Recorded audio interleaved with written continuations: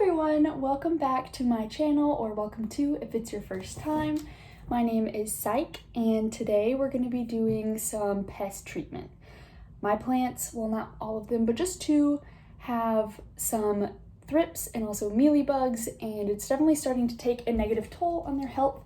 So in today's video, that's what we're going to be taking care of using just neem oil, which I have here, and diluting that with water. It's really simple stuff, but you know, if you've never done it before, it can be overwhelming. I know the first time I tried to treat my plants for pests, I did not know what I was doing, and I made a whole mess of it. So that is what we're going to be doing. I started the last video with a little bevy, and I am a drinkity drink girl. Personally, I love having little drinkity drinks. I think it makes everything better. So this one, I went to the grocery store today, and I was getting the ingredients to make egg roll in a bowl, so like sesame oil, rice wine vinegar, and I saw this in the section, and I was like, that looks so tasty. So we're gonna try it. I know, we'll get to the plant stuff in a second, but I think I'm gonna do a drink of the video. I don't know, like maybe we'll try that, and maybe it'll be fun. But yeah, this is the Ito, and I botched that. I mean, in English, like that would be what that is, but I know that it's not how you say it in Japanese. Jasmine green tea, and it's unsweetened. 0 calories. Okay. It's not bad.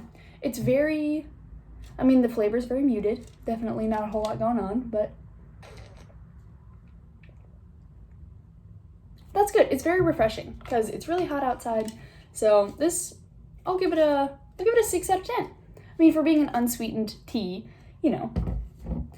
So that aside, let's go ahead and get into the treatment part. I'm going to do some clips of the actual bugs, thrips, and mealybugs, or soil mites, same difference. Wait, no, it's not mealybugs, it's soil mites. And then I will take us outside where we can start the treatment. So here we have the first culprit. This is my fiddly fig. I know it's really small. I bought it like as a baby sapling in a garden center, and I've had it for a little over a year now. But as you can see, there's lots of those little tiny white bugs. They're not harmful, they're not bad for your plant, but it kind of grosses me out knowing how many little tiny bugs there are in my room.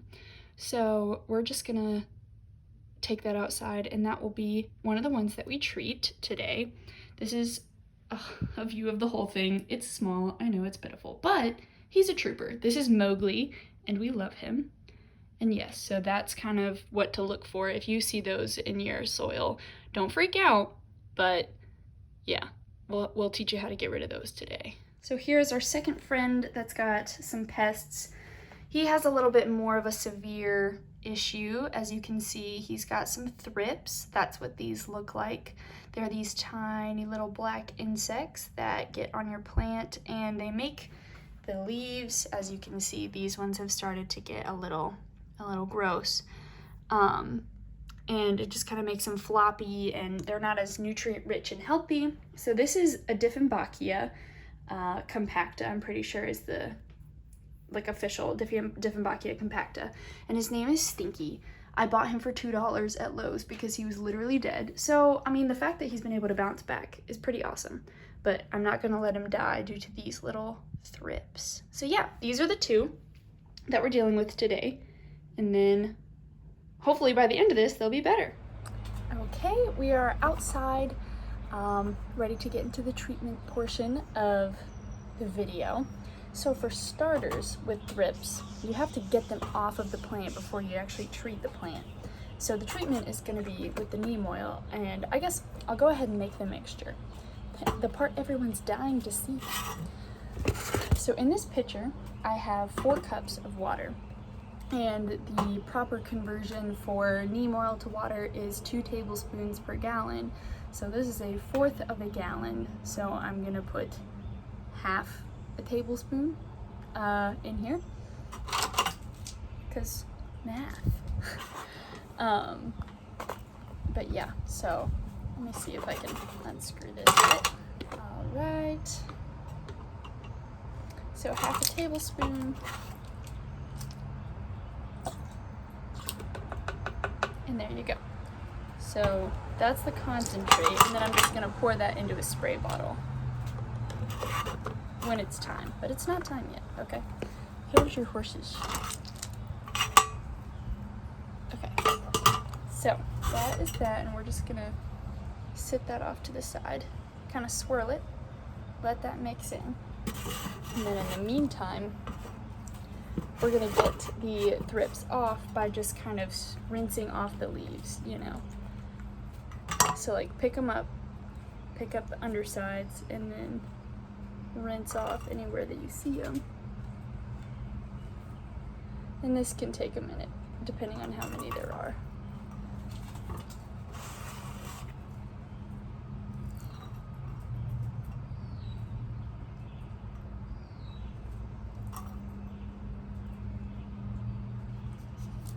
So I'm just rinsing them off with this water, getting water all over my feet. It's wonderful. And you might have to, like for the stubborn ones, you might have to like get a paper towel and rinse or wipe them off that way. But some of them will come right off. Just depends, just depends. So let me switch to the other side. And I'm checking every leaf because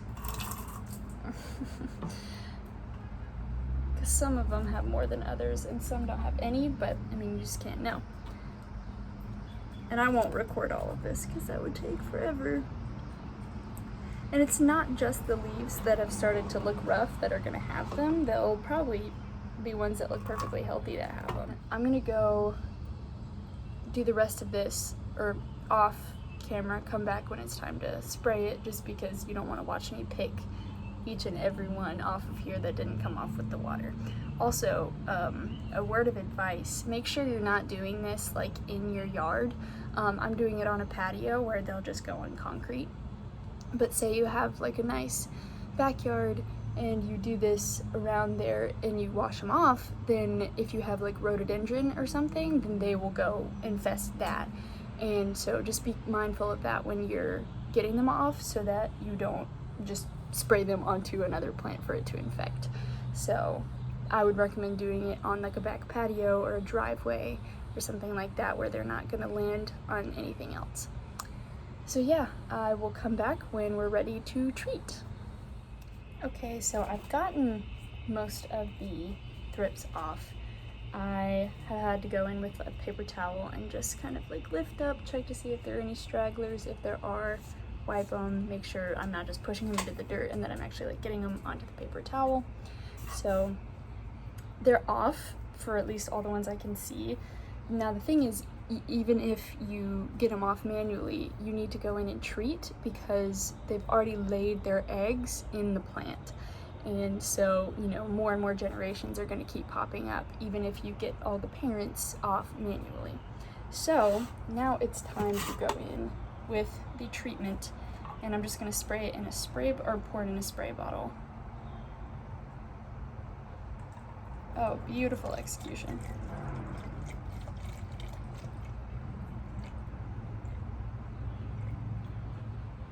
There we go. And I'm gonna fully soak it. I mean, get everywhere with it, because I don't want these friends coming back. So, actually, let's scoot farther away.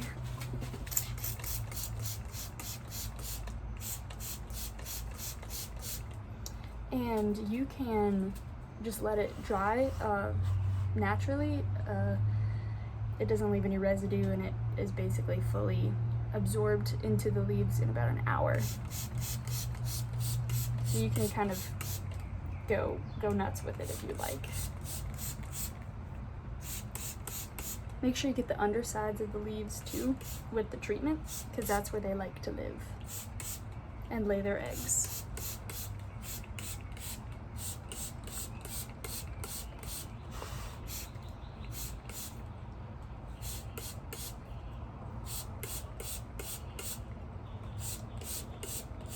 Neem oil is one of the more natural pesticides, and that's why a lot of people like to use it for their houseplants, because they don't want all sorts of chemicals, you know, not only on their plants but also in their home. So I would definitely recommend it. It's worked to get rid of fungus gnats for me as well. And then after I treat this for thrips, we're going to treat another one for soil mites, which is not as difficult as this one because you're not getting anything off the leaves. As you can see, yeah, like these leaves are all floppy because they've had a parasite basically living on them, sucking out all their nutrients and then also planting eggs in it. And so they've seen better days. And you don't want it. You want, Dieffenbachias are supposed to be super, oh, the wind. I don't want this blowing back in my face. You know, they're supposed to be super healthy with full leaves and foliage, and so you want them to thrive and not have floppy, nasty leaves. I'm just gonna get some in the soil in case there are any stragglers. And it's best to repeat this, you know, maybe once or twice a week for probably about 2 weeks. So maybe do it a couple times before you officially, you know, mark your plant as healed. The nice thing about thrips is they don't spread from one plant to another, and you know, unless they're in contact, because they don't fly. So you don't necessarily have to quarantine it, but if you have like a lot of plants close to each other, then I would recommend giving them some space.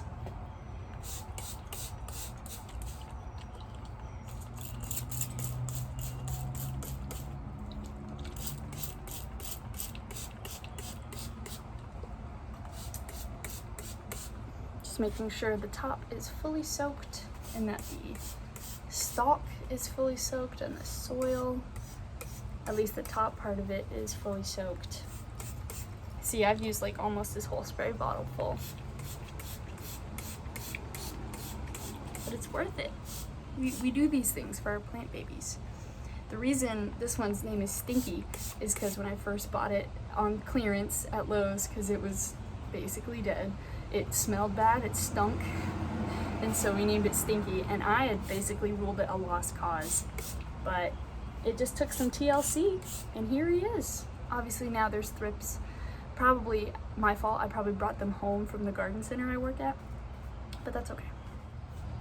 Okay, I'm gonna go ahead and declare this one fully soaked. It's basically dripping off the leaves at this point.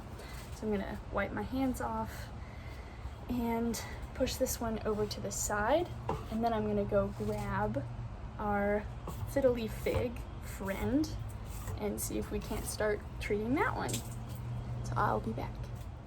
All right, and now we have our second friend, Mowgli, the fiddle leaf fig, with a much simpler, less harmful problem. We'll just do a quick view of the leaves. As you can see, all the leaves are still healthy. They're not drooping at all. And, well, I mean, we've got some dryness, but other than that, the main problem exists in the soil with these little soil mites. So the solution is actually very simple.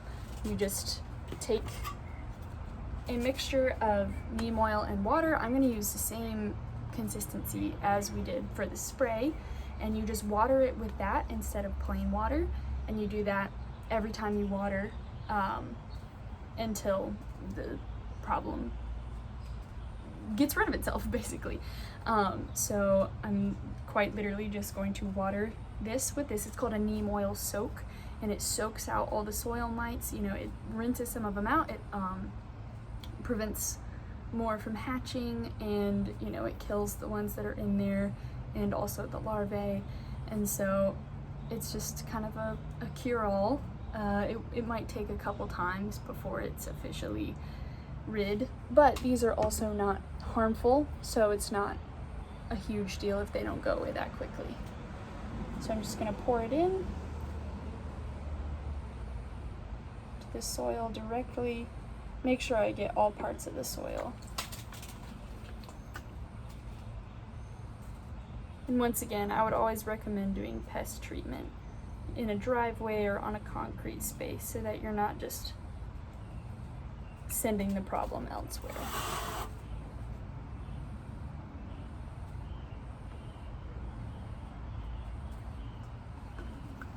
It's also helpful to do this on not already damp soil.